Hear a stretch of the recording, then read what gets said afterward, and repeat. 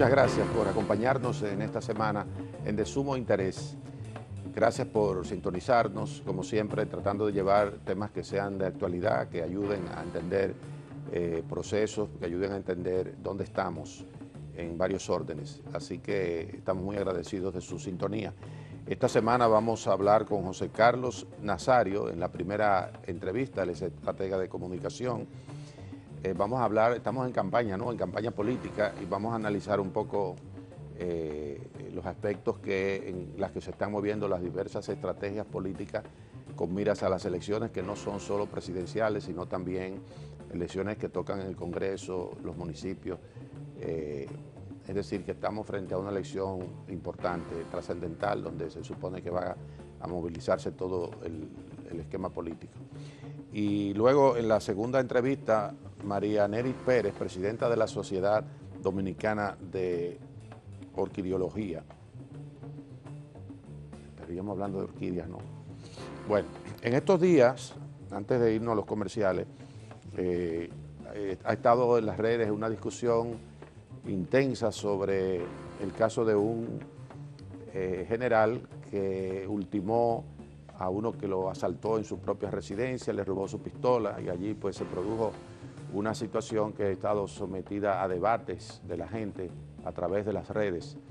Este general retirado que estaba en su casa tranquilo, fue asaltado. Bueno, y esto plantea discusiones de todos los matices, de gente que dice que hay que constituir un movimiento para defender a la gente que en una reacción a un asalto termina matándolo, que se alega defensa propia. Si nos vamos al tema de lo que son los procedimientos, es obviamente que la muerte de este asaltante, uno diría supuesto, pero si nos llevamos de las evidencias que se presentan en un video casero que fue tomado por una cámara de esas que están colocadas en los postes de luz o a veces en edificaciones privadas donde esto se coloca, bueno, uno diría que este señor, el general, aunque fue asaltado, bueno, le cabería una pena en un juicio porque después que fue asaltado, él entró a su casa, buscó un arma de fuego, además de que se le habían robado su pistola, y con ese último al que lo asaltó. Frente a ese caso, pues está toda esa discusión que nosotros esperamos ustedes la sigan, que después no vamos a fijar posición sobre ese tema, simplemente estamos esbozando lo que ocurrió. Vamos a traer en un próximo programa abogados, criminalistas, quizás algún fiscal que pueda evaluar qué corresponde, porque este señor al general retirado lo han llevado preso y se le pusieron medidas de coerción, y eso ha generado entonces un movimiento de apoyo a él. Son cosas de esas que la sociedad de este tiempo, donde prácticamente no se puede esconder nada, pues genera la participación de la comunidad en las discusiones de esta naturaleza.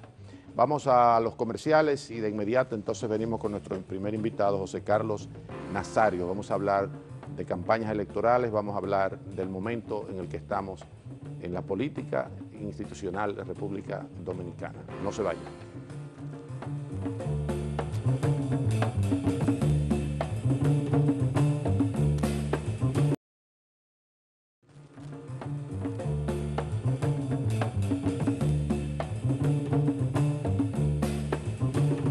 Bien, como le comentamos, estamos con nuestro invitado José Carlos Nazario. Él es abogado de profesión, pero también tiene estudios en materia de comunicación, de estrategia de campaña. Vamos a ver que sea él que nos amplíe un poquito más. José, gracias por acompañarnos. Muchas gracias por la invitación. Ya, danos esos datos que yo intenté explayar, pero me quedé corto, sobre tus especialidades y lo que son las cosas que te mantienen en el medio de comunicación. No, yo básicamente podría decir que soy autodidacta en el análisis político y social, Sí. con múltiples lecturas, pero mi formación de base es más que nada en el derecho, tendencia al derecho público, pero nunca lo ejercí. Y luego fui a Buenos Aires a estudiar comunicación estratégica. Okay. Y bueno, tengo ya algunos 6 años acá, 7 años acá. Sí. Soy profesor universitario en la Pucamaima, escribo desde el punto de vista académico, desde el punto de vista literario, y tengo una empresa que se llama Nazario Comunicación Estratégica, desde la cual ofrezco mi servicio a tanto a empresa privada como a sector público y político. Ya. Realmente uno cuando le gusta la política, la sociología, todo lo que son estas cosas, se está dando que en América Latina cada vez más se está demandando los asesores, analistas, diseñadores de estrategia, un poco para ir sustituyendo la visión mesiánica de que aparecía un político que tenía mucho carisma y a partir de allí decía que quería ser presidente y se diseñaban campañas, pero en la medida que las cosas se van haciendo un poco más complejas, más transparentes, que se obliga con toda la tecnología a modificar los esquemas de lo que significa preparar y hacer que un candidato llegue a la presidencia de la República, pues obviamente que esas cosas se han vuelto más complejas y cuando hay mucha competencia se hace difícil fuera de algunos fenómenos que se dan. Me gustaría tu evaluación sobre cómo ves lo que es en este tiempo hacer una campaña en favor de un candidato, no importa el puesto, pero vamos a decir que a nivel de la presidencia de la República. ¿Qué tanto se ha avanzado en esto si piensa que ha ocurrido esto? Sí, claro. En la temática social y casi en todas las materias de la vida humana, lo que sucede es que las cosas se van haciendo cada vez más complejas. Paradójicamente, sí, cuando debería ser todo lo contrario. Sí. Pero la realidad es que hemos avanzado en la observación de, valga la redundancia, de la misma realidad, y eso nos hace que veamos más aristas, más puntos de vista de las cuestiones que analizamos. El tema de la comunicación política, que en algún momento estuvo en pañales, que era a partir del estudio rudimentario, de observación de la realidad rudimentaria, no podemos decir que es algo nuevo, porque vimos cómo Napoleón la utilizó, por ejemplo, en todo lo que era la propaganda, los cuadros, la forma en que salía su imagen, cómo apelaba a valores de la misma manera. Entonces, a lo largo de la historia se ha ido desarrollando y diferentes actores han ido encontrando más elementos que agregar para poder identificar la complejidad que es el ser humano, que es el público central al que una campaña aplica. Desde mi formación, que es la comunicación estratégica, la comunicación estratégica se distingue del marketing político, por ejemplo, que tiene una mirada más instrumental, una mirada más de planeamiento de escenarios, sin importar mucho qué te diga, qué estoy construyendo, sino más bien trata al candidato como si fuera una marca, simplemente. Y por otro, la necesidad de ver más allá, de entender que la realidad es multidimensional y compleja, hace que se plantee una evolución de las comunicaciones hacia una mirada más estratégica. Entonces, ¿qué representa esto? Representa que cuando yo voy a asesorar a un político, lo hago primero observando la realidad, mirando la realidad con data dura, es decir, encuestas, con data más blanda, cuestiones cualitativas, cuantitativas, cómo el entorno lo percibe, y a partir de ahí uno obtiene la mirada y mira cuáles son las problemáticas que podría enfrentar la comunicación de ese actor y propone soluciones a partir de ahí. Paralelo a eso están una serie de productos y de elementos en los cuales según el candidato y sus necesidades, se elegiría una serie de puntos a publicar. Pero principalmente se trata de estudiar la realidad para proponer marcos de comunicación desde los cuales el actor que estamos tratando de posicionar interactúa con ella. Ya, o sea que es algo dinámico, obviamente. Claro que sí. En un evento, un seminario en Washington al que asistí hace un tiempo, justamente con estos temas, pues surgía la discusión de, bueno, qué tanto valor tiene la academia, el estudio sistemático de los procesos frente a un dirigente, un líder político que dice que sabe lo que él quiere y quiere decir, bueno, yo lo que quiero es esto y yo creo que se debe hacer de tal manera. A veces se hace difícil entonces hacer compatible lo que es esa lectura de esa realidad que se construye a partir de la observación, convencer a uno de estos políticos de que las cosas deben hacerse así y no de esta manera. A veces hay acuerdos, pero a veces hay confrontaciones. ¿Cuál ha sido tu experiencia sobre La eso? verdad es que en República Dominicana empezó todo muy como fue una labor de Suavemente evangelización. fue Fue una labor de evangelización. evangelización. O sea, la realidad es que la mayoría de los políticos, y como mencionabas ahorita, es parte de los rasgos del político con aspiración caudillista, entiende que sabe de todo y que por eso es que la gente lo sigue, de hecho. Sí. Entonces, a la hora de que viene una persona que por haberse leído un par de libros más, por asunto de tiempo, dirá el político, Sí. va a designar cuál es el camino de una campaña, pero en la medida en que la ciencia va avanzando y, por ejemplo, la comunicación bebe de la neurociencia, bebe de la sociología, bebe del análisis económico, bebe de las estrategias, Sí. sobre todo, ya el pensamiento complejo que un político podría decir que tenía en el siglo XIX, no lo puede tener en el día a día de un político, Claro. porque está desconectado. Al tiempo que está conectado a unas realidades distintas, está desconectado de otras. Sí. Entonces, ahí entra la mirada de distancia, la mirada estratégica del asesor de comunicación, el estratega, el que puede ver el campo más allá sin estar contaminado por el día a día de la política. Sí. Y entonces, en la práctica ha habido una cierta apertura, sobre todo en los últimos 5 años, sobre todo porque cuando se empezó a hablar de comunicación estratégica, hubo una lluvia de negocios alrededor de la comunicación estratégica que trajeron muchos expertos. ¿Por qué? Porque por la misma escasa evolución de nuestro sistema político, nosotros tenemos actores que entienden que el marketing es la respuesta al sistema político nuestro. Sin embargo, cada vez vemos que se hace más complejo el sistema y que surgen actores con cada vez mayor capacidad de influencia que no estaban en el mapa de los políticos. Y Sí. entonces empiezan a ver como para aprovechar elementos de la interacción social y de la interacción de los elementos de poder, hay que tener una mirada más allá de mi partido va a hacer esto, o yo soy fulano y tengo esta mirada. Y entonces el político pasa de ser un intérprete público de sus casi siempre Sí. obsesiones privadas, pasa a ser una Un actor. figura que tiene una mirada estratégica en su equipo. Ya. Y entonces su rol pasa a ser más de cuarto de guerra. O sea, Claro. detrás de él hay un cuarto de guerra que está mirando todo el tiempo la realidad y decidiendo por él con una mirada estratégica si es un buen equipo. Si no es un buen equipo, entonces estará a expensas del otro. Correcto. Como se puede decir que es una guerra, ¿no? Y donde hay diferentes actores, diferentes frentes, algunas veces hay un candidato que está muy bien posicionado 3 años antes, vamos a decir, de una elección, y sigue bien colocado hasta que en un momento dado esa persona, ese político comienza a declinar. A tu juicio, por la experiencia que tienes, por lo que has leído, por tu visión del tema, ¿tú crees que un candidato que está muy bien posicionado, como ese del ejemplo que pongo, se puede determinar cómo se comienza a aportar más y a caer en las preferencias? ¿Es fácil de identificar? Sin duda, los comportamientos incluso son anteponibles, o sea, uno puede anteponerse a esos lo puede proyectar, lo puede proyectar en el tiempo, sobre todo porque cuando un político está actuando sobre la arena, como se llama, sí, desde el tiempo de Grecia, que hay que estar claro.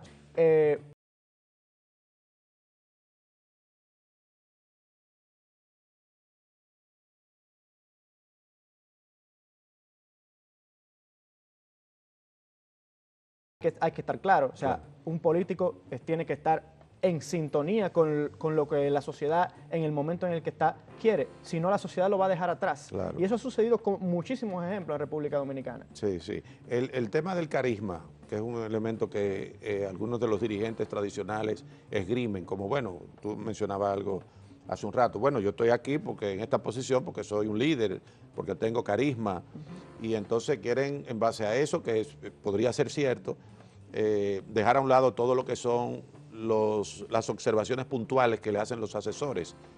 ¿Cómo se podría manejar eso, tú que has tenido esa experiencia? El carisma importa, pero el carisma cada vez, a medida que las sociedades se hacen más democráticas, no necesariamente tienen que hacerse más democráticas las instituciones, la gente.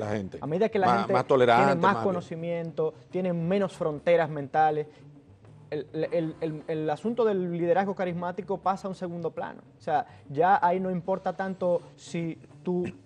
Porque el asunto del carisma tiene una explicación relacionada incluso con cuestiones psicológicas. Incluso hay fuentes freudianas, hay fuentes de diferentes enfoques. El liderazgo carismático cada vez que la sociedad avanza a ser más abierta, va declinándose porque la sociedad va a velar por sus intereses. Ya. O sea, y siempre ha sucedido así, excepto en los regímenes en los que la sociedad Claro. no tiene capacidad de entrada a más oportunidades de entender la realidad, sobre todo. Ya. Hay una afirmación, en cierta medida yo la comparto, de que hay una crisis de representación del liderazgo político. Es decir, ya no existe esa confianza que se podía depositar hace muchos años en un dirigente político, en un líder político. Y en ese sentido, bueno, uno se siente, no solo de un presidente, un aspirante, sino también de los que legislan y de los que nos representan a nivel de municipio, como que ya no el comportamiento que se ha dado en los últimos años con el tema, por ejemplo, de la corrupción, para tomar un issue, en el cual la gente como que ya no tiene tanta confianza en esa representación. ¿Tú compartes la idea de que hay una crisis de representación?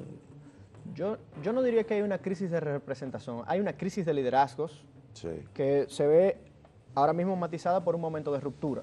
O sea, Sí. hay una ruptura de los consensos anteriores y en esa situación se ven muchísimos elementos que a cualquier liderazgo lo hacen soliviantarse, hacen que sus bases se solivianten. Independientemente de eso, hay una lectura, yo diría que desde el pesimismo, y yo soy una persona Sí. que se inscribe en los diagnósticos pesimistas y no tengo Ok. ningún problema en decirlo. Ok. Pero desde el pesimismo hay una lectura que plantea que el pasado estuvo por momentos distintos a los de hoy. Y la realidad es que hoy la sociedad tiene más información, simplemente. Claro. Es mucho más difícil lograr conectar con ella. Yo no Sí. creo que haya un momento de crisis de liderazgo. Yo lo que sí creo es que hay un liderazgo que no ha sabido cómo renovarse y mucho menos no ha sabido cómo entender la realidad. O sea, a medida que los liderazgos y los estilos anteriores fueron superándose, porque Sí, no sí, se han superándose, superado, correcto. fueron superándose, nosotros vemos como muchos actores no entendieron la dinámica. Ya. Y había un actor que se quedó hablando en solitario porque otros no entendieron que no se trataba de hablar de doctrina, ni de hablar de socialdemocracia, sino que se trataba de mirar a la realidad desde esos espejos. Claro, ¿dónde estaba? Y lo que hacía Peña Gómez. Ok. Entonces todos se mantuvieron sumergidos en una dinámica que el tiempo lo fue dejando atrás. Ya. Vamos a una pausa para ver unos mensajes comerciales y retornamos con José Carlos Nazario hablando de estrategias de comunicación electoral, política y que son de sumo interés. No se vayan.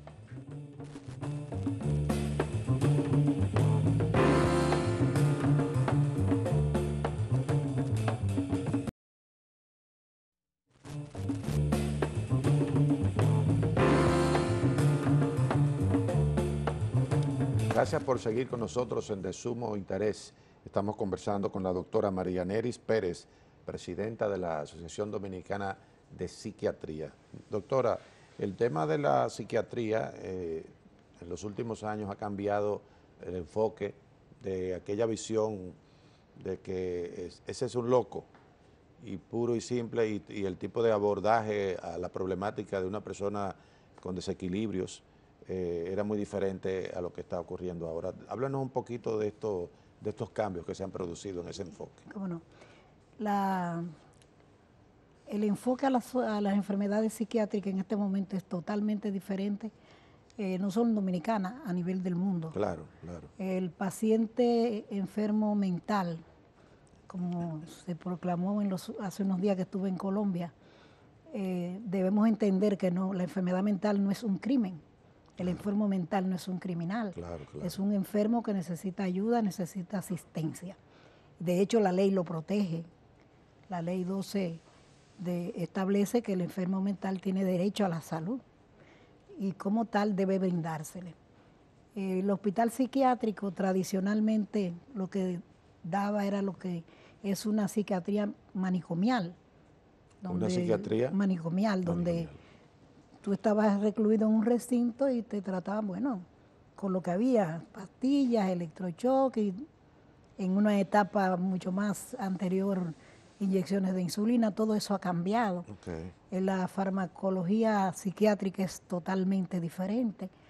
Ya tú no ves el paciente bobo en la calle, sino que el paciente se medica, sigue haciendo vida normal y está cambiando, digamos, de una forma favorable el sistema de salud mental a nivel del ministerio. Okay. En este momento el hospital psiquiátrico, por ejemplo, que era la institución, 28. El famoso 28, va a pasar a ser otra cosa. ¿Así? No es ya un hospital para reclusión de enfermos mentales.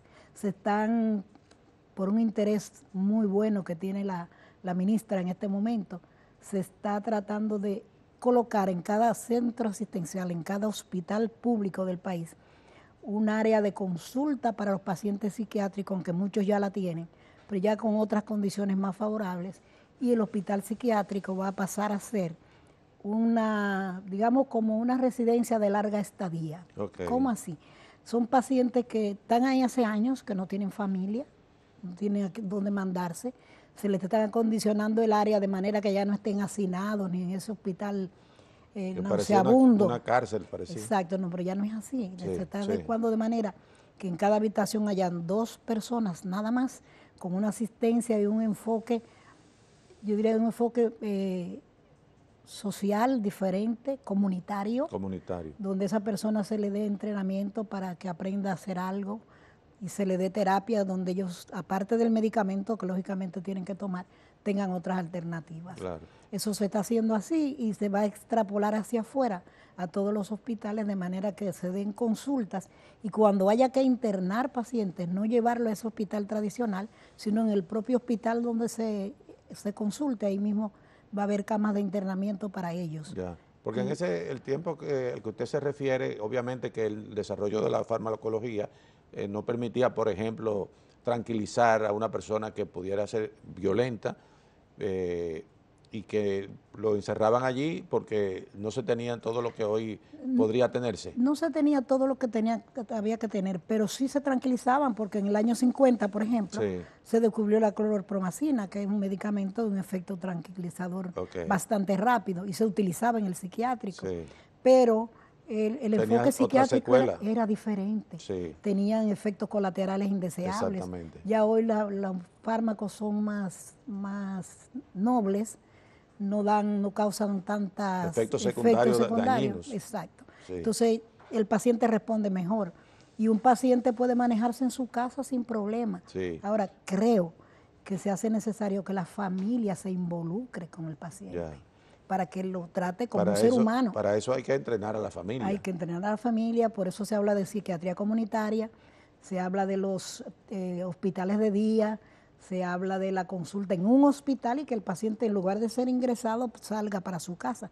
Claro, si está muy agresivo, es un riesgo, hay que calmarlo, pero devolverlo a su casa. Tenemos estadísticas de cuántas personas están clasificadas como personas con problemas mentales, y además del mapa de dónde esa gente puede estar y trabajar con ellos en la línea comunitaria que usted dice.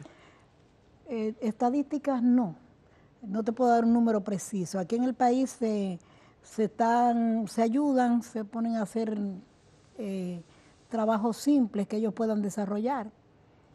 Hay otras personas que tienen cierto nivel, que si tú los controlas en su vida, por ejemplo los bipolares. Generalmente son personas inteligentes, muchos de ellas estudian, pero pueden hacer vida normal, su familia, su carrera y seguir viviendo siempre y cuando se sometan a los tratamientos, porque eso es vital. Pero no son personas que están necesariamente destinadas a hacer un rechazo humano. Por eso te decía que la máxima que se lanzó en Colombia ahora es muy importante. Hay que ver el paciente enfermo mental como un ser humano, con necesidad de asistencia, que no es un criminal, porque la gente le tiene hasta miedo. Bueno, pero ese es el desconocimiento del tema. Ahora, ya cuando estamos hablando de ustedes, los especialistas en el manejo de esto, conectados a lo que es un derecho ya establecido en términos legales, lo otro sería preguntar si hay presupuesto en términos financieros para implementar esas cosas. Lo triste de esto es que los pacientes de psiquiatría están fuera de lo que es la cobertura de ¿cómo se llama? La de seguridad la seguridad social. social, no me Sí, diga. no están, no los Pero eso es incluyen. grave. Pues es Eso grave. es una locura. Eso es una locura. Fíjate, incluso el paciente con ideas o intentos suicidas que ingresa a un hospital o a una clínica, el seguro no los cubre, aunque no lo atienda un psiquiatra, lo puede ver un médico de la calidad que sea y no los cubre. Oye, eso es lo peor que puede pasarle a un ser humano. Claro, claro. Y ellos están fuera de toda cobertura. Hemos gritado, hemos pedido, nos hemos reunido con las ARS. Pero si hay alguien que necesita eso, es un paciente psiquiátrico. Exacto. El apoyo del Estado, claro, en este caso. Pero no tienen apoyo. Ya. El apoyo en los hospitales, que hasta ahora está limitado, pero con miras a mejorar. Mire, en un minuto díganos esa actividad que tenemos en pantalla que ustedes van a realizar en el tema de la psiquiatría. Ok, eso es el 18º Congreso Dominicano de Psiquiatría. Ese congreso va a ser hecho en octubre, del 20 al 22, aquí en el Santo Domingo, en el Hotel Crown Plaza. Okay. Hemos concertado algunos conferencistas internacionales para estar aquí con nosotros, entre ellos el presidente mundial de psiquiatría y el presidente para América Latina. Van a estar aquí con nosotros y van a enfocar los temas que están ahí sobre los psicofármacos y su nueva perspectiva, la violencia de género intrafamiliar, las nuevas formas de terapia. Esos son los temas que vamos a plantear. Bueno, pues ya lo tienen ahí, la información para los profesionales del área de la psiquiatría que se animen y participen en el mismo. Le agradecemos a la doctora María Neris Pérez, presidenta de la Sociedad Dominicana de Psiquiatría, que ha estado compartiendo con nosotros estas informaciones que son...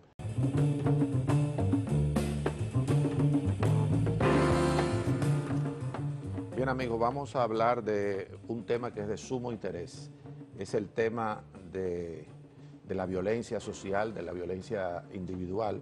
Es algo que nos preocupa muchísimo porque uno a diario ve a través de los medios y a veces de manera directa o a veces es víctima de una acción violenta. Y bueno, todas estas cosas están preocupando seriamente a la sociedad dominicana. Para ello tenemos a María Neris Pérez. Ella es presidenta de la Sociedad Dominicana de Psiquiatría. Las orquídeas se las mandamos por otro lado, mientras tanto. Así que, doña Mary, gracias por aceptar nuestra invitación y díganos lo que está ocurriendo desde la visión de los psiquiatras, de los que bregan con los enfermos mentales, pero resulta que la violencia se ha ido expandiendo a niveles que a veces el pesimismo impera, dice, bueno, ahí no hay solución, ¿cómo vamos a resolver esto? ¿Qué es lo que ocurre? ¿Qué es lo que está pasando? Primero agradecerte la presencia, que me hayas permitido venir al programa. Esto nos permite de alguna forma ponernos en contacto con la nación, que es uno de nuestros objetivos. La Sociedad Dominicana de Psiquiatría está, así como usted dice, altamente preocupada por toda la violencia, todo lo que está en este momento sacudiendo la sociedad dominicana. Lo que sucede con los casos de violencia, ¿qué te podríamos decir? Bueno, si la cabeza anda mal, todo anda mal. Si hay violencia arriba, habrá violencia abajo. Entonces, la violencia tiene sus raíces, yo diría en primer lugar en la desigualdad social, en la falta de empleo. Eso es importante, lo que usted dice, que lo comparto, es un tema social, porque yo siempre digo que en una calle de Suiza es muy difícil, casi imposible, no hay registro de que alguien le pase corriendo por el lado y le arranque la cartera. Exacto. Aquí sí pasa con frecuencia cada vez mayor. Entonces, las bases sociales, los recursos, la inequidad, todas esas cosas son un factor social. Sí, tú sabes, la falta de empleo, la mala distribución de las riquezas, unos tienen demasiado, otros no tienen nada. Eso crea irritabilidad. La irritabilidad trae consigo la violencia. Entonces nosotros entendemos que por ahí arrancan las cosas. ¿Cómo se resuelve todo esto? Dándole empleo al que no tiene, buscando la manera de que las cosas se repartan de mejor manera.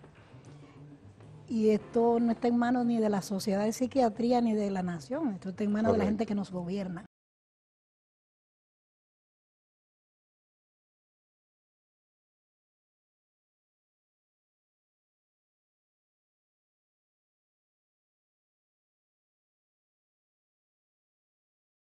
diciendo que esto es un problema fundamentalmente sociopolítico. O sea, un tema que es social y que tiene que ser abordado desde la política, que es desde donde se hacen las estrategias para disminuir la pobreza, para crear empleo, para realizar todas esas cosas. En el ínterin, en lo que esas cosas se resuelven, hay que ir poniendo algunos, no me gustaría usar la palabra calmantes, No, pues sí. ¿verdad? Pero ustedes que manejan como psiquiatras el día a día de la gente que tiene, donde repercute más el problema, también hay una franja que estando bien económicamente, estando bien en términos de lo que es la distribución del ingreso, que están en la cúpula, tienen problemas. Cierto. Entonces ahí, ¿cuál es el papel de un psiquiatra y de un psicólogo? Eso es real. Y siempre he dicho, desde la experiencia de mi consulta, aquí hasta los que están bien se están quejando. Hasta los que están bien se están quejando. Sí, porque Sí. la situación golpea a todo el mundo. Ok. La violencia intrafamiliar, la violencia de género, salpica a la sociedad por completo. O sea, eso no está en los niveles de bajos estratos sociales, de bajos niveles económicos. Correcto. Eso está a todos los niveles. Entonces, lógicamente, eso salpica a toda la sociedad dominicana. ¿Qué planteamos nosotros?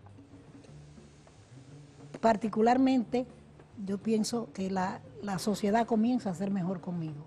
¿Comienza? A ser mejor conmigo. O sea, si yo trato de vivir una vida mejor, de tomar las cosas con más tranquilidad y ver desde el punto de vista de que las cosas, por qué ocurren, quizá puedo evitar un poco la violencia en mí misma y trasladar eso al resto de la gente. Entonces hay que trabajar con la gente y hacerle entender que aunque haya todos estos síntomas de violencia, uno tiene que tomar las cosas con un poco de pausa y buscarle salida. O sea Cómo decirle a la gente lo que está mal, decirle por dónde andan las cosas y cómo resolver. Sí, o sea que aunque sea primero reconociendo que es un tema social, las formas de resolverlo no pueden ser violentas. Claro. Ahí entonces tendríamos que ver a gente que utilicen la racionalidad de la mejor manera para poder dar respuesta a esas cosas que ciertamente tienen una base social. Y en ese sentido, ¿qué hace la institución que usted preside de psiquiatría en términos del desarrollo de programas, de propuestas, de algo que nos permita manejar mejor la crisis? Sí, fíjate, la Sociedad Dominicana de Psiquiatría en los últimos 3 o 4 años ha entrado en una etapa de, primero de institucionalidad como institución, porque no estábamos tan organizados. Okay. Eso se ha ido ganando terreno y hemos ido desentando las cosas y preparándonos interiormente para poder enfrentarlo de afuera. En segundo lugar, la Sociedad Dominicana de Psiquiatría, preocupada como está, a los foros donde se nos ha permitido llegar, a las entrevistas que hemos podido ir, a las conferencias que hemos podido dar, los simposios, talleres que hemos podido hacer, los hemos estado haciendo para llevar luz a la gente, que la gente entienda por qué las cosas están ocurriendo. Sin embargo, eso no ha detenido nada. Yo diría que ha ido creciendo. ¿Sí? Sí. ¿Qué estadísticas tienen ustedes? ¿Qué estadísticas manejan la Asociación de Psiquiatría y que nos permita entender lo que usted nos está diciendo? Te diría que lo que se ve en el día a día, porque estadísticas, tú sabes que en este país nadie tiene. ¿No? Nosotros tenemos en carpeta un plan de hacer un levantamiento sobre la incidencia de enfermedades mentales, por ejemplo, en el país, que no la tenemos y estamos tratando de hacer eso. Sí. Claro, eso lleva tiempo, dinero y una serie de cosas que en este momento no contamos, pero que aspiramos a que nosotros podamos lograrlo. Hemos logrado otras cosas. Por ejemplo, a la Sociedad de Psiquiatría le preocupa mucho la situación de la niñez dominicana, porque hemos visto muchos niños suicidarse hasta por un juguete. Sí. Hemos visto niños que matan a otro compañerito en la calle por un limpiabotas, digamos. Entonces, todo eso a nosotros nos preocupa. Casi no hay psiquiatras infantiles en el país y estamos abocados a preparar un programa de especialización de psiquiatras para que sean psiquiatras infantiles, porque es una necesidad urgente. La mayoría de las enfermedades mentales comienzan en la niñez. En la niñez. Entonces hay que empezar por ahí, para que evitar por lo menos al máximo que lleguen adultos en esa situación. ¿Cómo tipificaríamos eso? Porque, de nuevo, subrayando la base social del tema de la violencia como base de que la inequidad, la desigualdad y todo esto para los adultos. Ahora, lo que usted plantea, que es muy interesante para abordarlo en términos de que, bueno, hay una actitud de niños y eso, o sea, de la educación de los niños y de problemas en ese sector que están diciendo que no se está manejando bien la situación. Sí, tú sabes que la familia juega un papel estelar Claro. en esto. La crianza de los niños ha pasado a un segundo plano. Le es mejor a la mamá salir a la calle a buscar dinero, trabajar. Trabaja el papá, dejan el muchacho con la trabajadora, con una vecina, y el muchacho empieza a aprender cosas que no es lo que los padres deben enseñarle. Ya. No los crían como nos criaron a nosotros, con una mamá que dirige la casa. Claro, las necesidades son otras, pero pienso que hay que prestarle mayor atención a la crianza de los niños para que puedan crecer con otra formación y evitar este tipo de cosas, además de que en la casa ven violencia. Claro. Tú sabes que los padres se pelean delante de ellos. Y si tienen problemas sociales, problemas de empleo y todo, luego descargan todos esos problemas en los niños. Vamos a una pausa, vamos a ver unos comerciales, retornamos con María Neris Pérez, presidenta de la Sociedad Dominicana de Psiquiatría. No se vayan.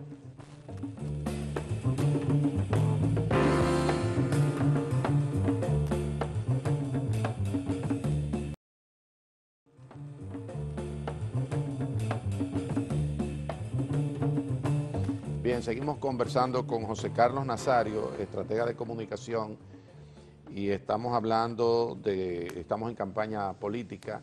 No tenemos mucho tiempo para expandirnos, explayarnos en lo que es este interesante tema, pero yo creo que nuestro invitado debe decirnos cómo ve el panorama político en este momento y las proyecciones que se están haciendo, que se expresan a través, por ejemplo, de las encuestas.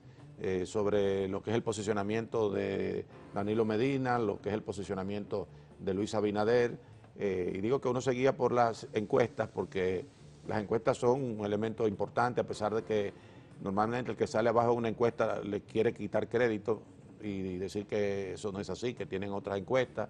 Uno lo entiende porque si se rinden por la encuesta ya se van a su casa y dejan el campo solo. Entonces, tú que tienes la experiencia como estratega, ¿cómo ve la situación al día de hoy?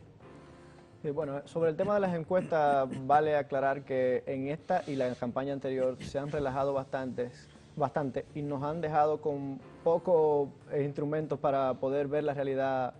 O sea, ahora mismo yo solo confío en encuestas de trabajo, algunas marcas, pero con cierta ojeriza, porque se han utilizado como mecanismo de guerra y no lo son. Pero yo creo que está bastante definido y te puedo hablar con instrumentos de trabajo, porque nosotros medimos para poder entender la realidad. Y principalmente el elemento más visible y notable es que el candidato oficialista, el presidente de la República, tiene la delantera. Y yo diría que tiene mucho que ver con estrategias fallidas de la oposición, pero también con que hay una capacidad de comunicar los logros del gobierno.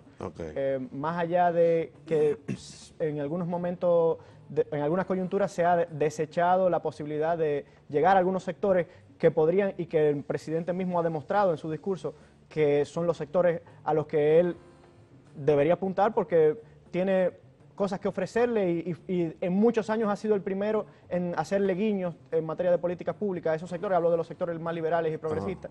Pero independientemente de eso, del otro lado vemos un candidato sin una estrategia potable para posicionarse, para darle atributos a su personalidad política y más enfocado en su contrincante. Y ese contrincante lo que se ve es alimentado porque inmediatamente tú tienes a un candidato que está llamado a convertirse en polo opuesto, que está hablando del otro polo, se reduce su capacidad de enfrentar, estratégicamente está reducido porque está haciendo la comunicación para el otro y desde el marco del otro. Reaccionando frente a lo que el otro está haciendo. Exacto, la comunicación reactiva que te deja a expensas de la estrategia del otro. Entonces, nosotros no podemos decir que contamos con un candidato con posibilidades de ganar, que podamos decir que se identifica con X o Y tema, por ejemplo. ¿Por qué? Porque su comunicación ha sido, además de que con muy poca economía de su vocería, lo cual lo devalúa como vocero, también cada vez que hace una rueda de prensa, y creo que la hace semanal, más el resto de las actividades que le sirven de marco de comunicación, lo que hace es criticar al gobierno en vez de posicionar sus elementos. Propuestas. Y cuando saca unas propuestas, son propuestas someras, un poco traídas por los cabellos, a veces contradictorias entre ellas, cuando del otro lado hay una estrategia bien planteada, con mirada de largo alcance y también elementos tácticos bien definidos. Ya, hay un punto que es el tema de los debates. Prácticamente en toda América Latina, en Estados Unidos, el debate de los candidatos o precandidatos en una coyuntura, en algunos países está obligado por la ley electoral. Aquí no, sino que se deja a lo que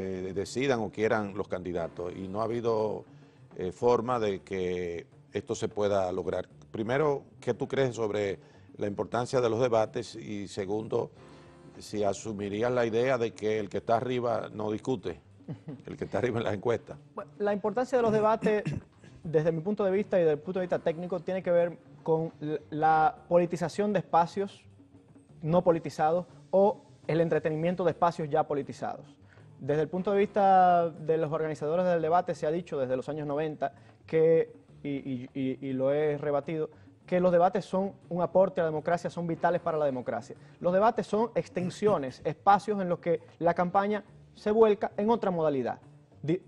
Tan el mismo impacto que un spot televisivo, el mismo impacto que declaraciones de prensa, porque el debate se da todos los días, a todas las horas. Entonces, lo que se va a decir... Con diferentes actores, cuando se va al debate de 2 candidatos o 3 candidatos, bueno, ya ahí se ven las formas o unas formas de exposición de tus ideas. Claro, y algunos se pueden quemar en ese examen a pesar de que estén bien colocados. Exacto. Y quizás eso es lo que algunos candidatos en América Latina y aquí mismo no se quieren exponer, a lo que no se quieren exponer. Bueno, en España, por ejemplo, Rajoy no fue, porque la verdad es que el que tiene más que perder arriesga más. Claro. Pero independientemente de eso, si te conviene, porque por ejemplo hay actores que en un momento determinado puede que tengan ventaja, pero les falte atraer a un público. Okay. Y sus capacidades para debatir no lo ven como un obstáculo, son útiles para la estrategia, siempre y cuando tú tengas el control de la estrategia.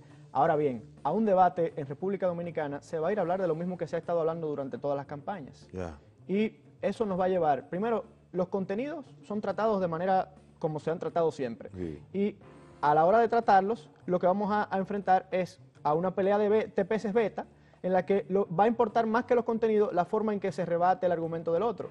Yeah. Son escenarios, si alguna vez se hace a mí me entretienen mucho, pero lo que realmente yo he planteado es que se diga que son vitales para la democracia es un mito y no es necesario alimentar eso.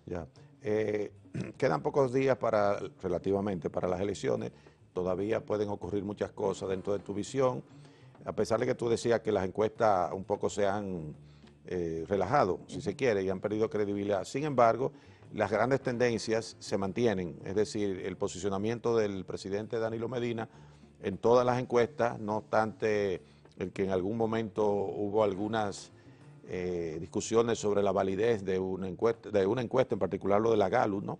Que es una de las más prestigiosas. Así es. No obstante eso, ¿tú avisoras que puede producirse o que pudiese producirse alguna situación que revierta la tendencia, o más bien lo que está ocurriendo al día de hoy en términos de favorabilidad y de intención de voto? Yo, para decir verdad, conociendo el comportamiento electoral dominicano, espero que no, porque lo único que se me ocurriría que podría revertirlo sería que pase algo que todos podríamos lamentar, o sea, algo no previsto que todos podríamos lamentar, porque la verdad es que las tendencias están definidas, los elementos de la lucha por la presidencia también están bien claros desde hace mucho tiempo.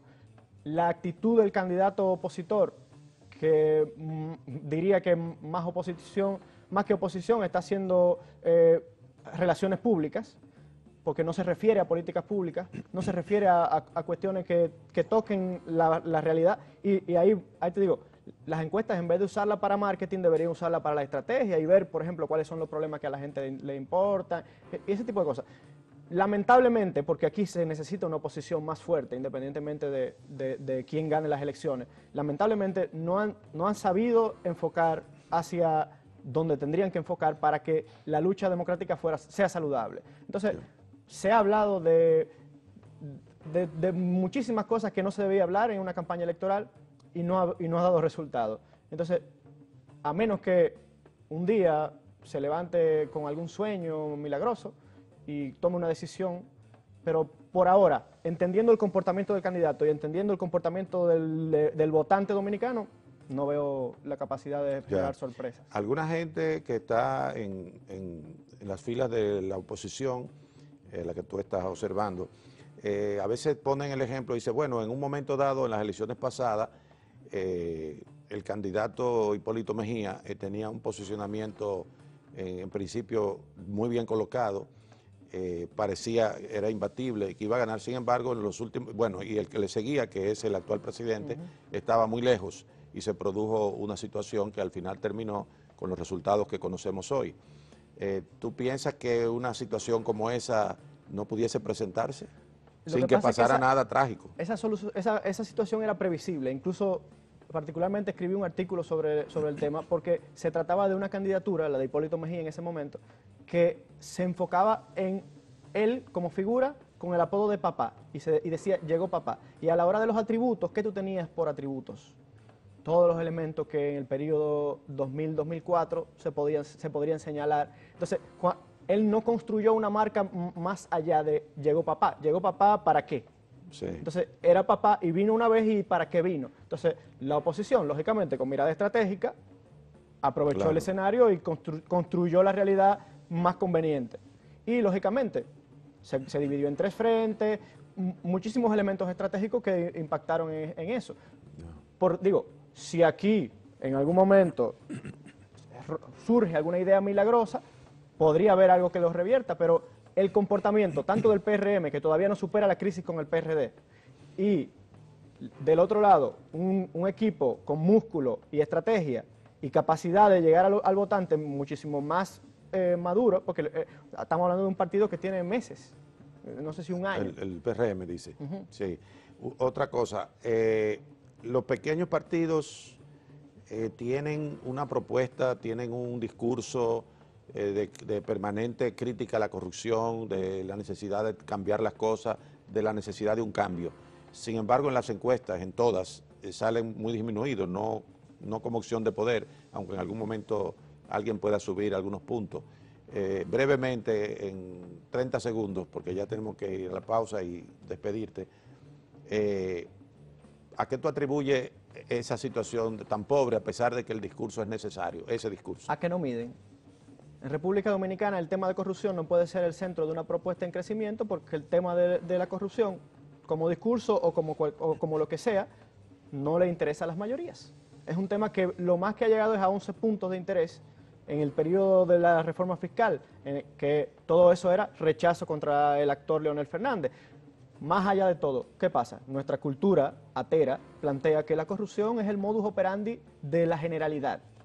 Tú no puedes crecer desde eso porque ese discurso solo le vende a un sector muy reducido. Yo diría que la minoría de la minoría, en la cual me podría yo sentir situar, cómodo.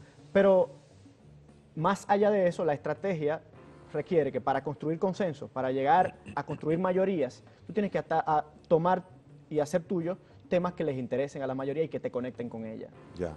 Bueno, podríamos seguir hablando con José Carlos Nazario, muchos de estos temas que son de sumo interés, pero vamos a comprometerlo que antes de las elecciones tengamos otra conversación contigo en el programa para medir el momento en que hablemos.